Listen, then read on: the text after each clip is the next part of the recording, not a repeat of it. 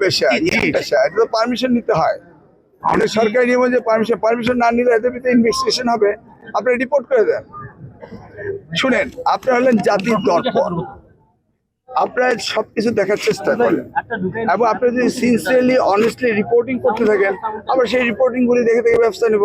আপনারা আপনাদের কাজটা একটু ত্বরান্বিত করেন, আমরা আশা করবো। তাহলে শিক্ষকের মর্যাদা অবশ্যই সমুন্নত থাকবে। না, এটা মর্যাদার সাথে কি হলো?